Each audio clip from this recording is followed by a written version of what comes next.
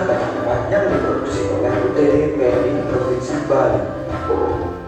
Sedangkan untuk saat ini darah tidak dapat produksi, sehingga satu-satunya cara yang dapat kita lakukan adalah dengan donor darah. Ayo mengenal lebih jauh tentang donor darah dan manfaatnya untuk kesehatan. Donor darah adalah penerima darah atau orang yang menyumbangkan darahnya untuk menolong orang lain yang memerlukan. Di Indonesia terdapat dua tipe pendonor, yaitu donor pengganti dan donor sukarela. Donor pengganti adalah pendonor yang berasal dari keluarga atau kerabat dekat pasien. Sedangkan donor sukarela adalah orang yang memberikan darah atas kerelaan sendiri dan tidak memberikan uang atau bentuk pembayaran lainnya. Darah yang sudah terkumpul akan diolah ke dalam beberapa tahap, di antaranya penggolongan darah, uji saring darah, pemisahan komponen darah, dan terakhir darah yang sudah steril akan masuk ke dalam ruang pendingin. Jika suatu saat pasien menggunakan darah, pasien tersebut akan dikenakan BPPD atau biaya pengganti pengolahan darah. BPPD adalah biaya yang dibebankan kepada pasien sebagai pengganti sumber daya dalam pengelolaan darah yang dimulai dari pengambilan darah hingga akhirnya pasien untuk digunakan. Berbagai sumber daya tersebut diantaranya sarana pengambilan darah, operasional mobil unit, pemeriksaan laboratorium, dan petugas medis. Tahukah kamu bahwa satu batuk darah dapat menyebabkan 3 nyawa? Untuk kamu yang ingin menjadi pendonor harus memenuhi beberapa syarat, di antaranya berusia 17 hingga 60 tahun, memiliki berat badan minimum 45 kg, tidak pernah mengalami alkohol ataupun ketergantungan obat berbahaya, dan untuk yang wanita tidak sedang haid, hamil ataupun menyusui, tidak menderita penyakit HIV/AIDS, hepatitis, sifilis, tuberkulosa ataupun thalassemia, dan terakhir tidak menerima transfusi darah selama 6 bulan terakhir. Jika syarat sudah terpenuhi, maka calon pendonor akan menjalani tata cara donor darah yang dimulai dari registrasi, penimbangan berat badan, konsultasi kesehatan, cek tensi dan kadar hemoglobin, proses pengambilan darah, dan yang terakhir istirahat dengan makan makanan ringan dan kemudian kartu donor. Kartu donor yang telah kita dapatkan tadi adalah kartu yang menunjukkan bahwa kita telah menjadi seorang pendonor. Bagi pendonor yang telah menggunakan darah dalam jumlah tertentu, maka akan mendapat penghargaan. Dan bagi mereka yang telah menunggu 100 kali, maka akan mendapatkan penghargaan Satya Lancana Kebaktian Susana dari Gubernur dan Presiden. Tidak hanya itu, seseorang yang rutin melakukan donor darah akan memperoleh manfaat kesehatan juga loh. Manfaat yang pertama adalah menjaga kesehatan jantung, karena donor darah akan menyeimbangkan zat besi dalam darah yang dapat memicu penyakit jantung jika tergantung berlebihan. Manfaat yang kedua adalah meningkatkan produksi sel darah merah, karena donor darah akan memicu metabolisme sum-sum tulang darah sehingga produksi sel darah merah menjadi lebih meningkat. Manfaat yang ketiga yaitu mendeteksi penyakit sejak dini, karena seorang pendonor akan dapat memeriksakan kesehatannya secara berkala 3 bulan sekali sebagai cek tensi dan laboratorium yang memiliki HIV, hepatitis B dan C, sifilis dan malaria.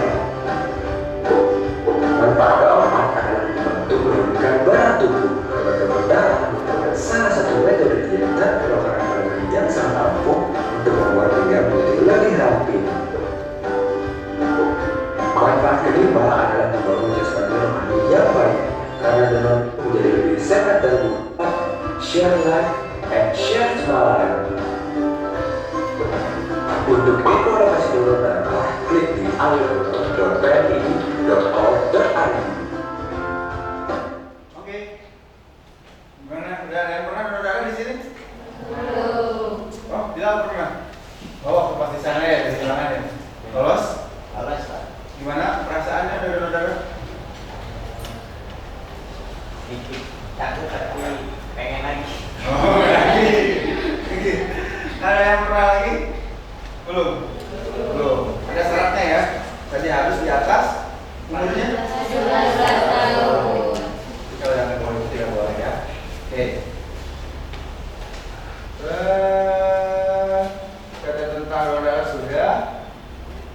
sudah.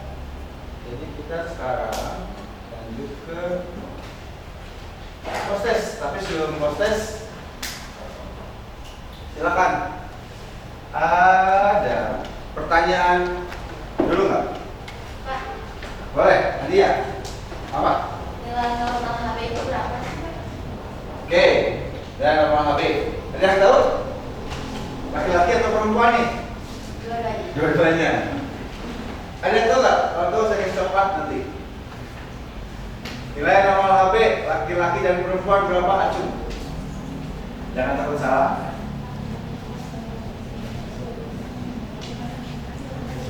Oke, dulu ya. Berapa? Ya. Oke, tepuk tangan. Ya. Ini jawabannya betul. Kalau perempuan 12 sampai 16, kalau laki-laki 14 sampai 18. Oke, terus yang lain? Oh, Vic gimana? Jenis-jenis lokasi apa aja, Pak? Nah, tadi di video disebutkan 3. Ada yang tahu macam? Oke, Dida. Selamat banget Dida ya. Apa aja Dida? Ada eosinofil, Yeah. basofil, Ya. sama neutrofil. Oke, ya. Ada lagi nggak selain itu? Ada limfosit sama monosit. Oke, tepuk tangan lagi betul ya. Betul sekali ya. Jadi ini untuk post testnya ya. Silakan dibuka dulu ini. Tapi ini nanti ya, setelah di akhir. Oke? Setelah di akhir sabar dulu. Jangan pengen dulu post test dulu ya. Oke. Untuk sekarang kita akan melakukan pembagian kelompok dulu. Sudah kan? Sudah. Nah, kelompok 1 mana? Ini 1. Ini kelompok 2. Ini kelompok 3. Ini kelompok 4. Oke. Ya. Sekarang saya akan membagikan ya LKPD atau yang disebut dengan lembar kerja peserta didik. Oke, yang kelompok saudara merah mana? Eritrosit, kelompok eritrosit mana? Kelompok eritrosit. Ya. Kita lihat dulu ya. Untuk kelompok leukosit, mana leukosit? Saudara putih, leukosit, kan kelompok. Untuk plasma, tidak paling semangatnya dari tadi. Oke. Ya. Untuk terakhir, untuk trombosit atau keping darah kelompok 1. Ya. So, silakan dibuka pertanyaannya ya. Lalu silakan diisi. So, kalau ada yang ingin bertanya atau yang ingin didiskusikan silakan tanya ke saya. Ya. Waktunya 10 menit. Ya. So, diisi dulu ya. So, silakan diisi terlebih dulu.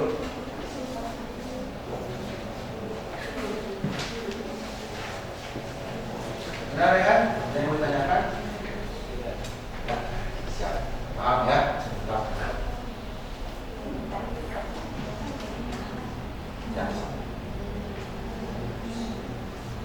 Waktu diskusinya 10 menit. Saya rasa cukup ya 10 menit.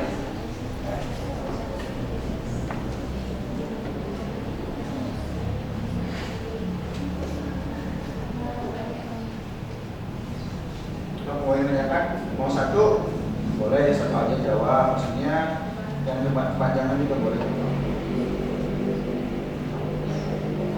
So, diskusikan ya. Boleh lihat literatur yang lain, buku boleh, silahkan.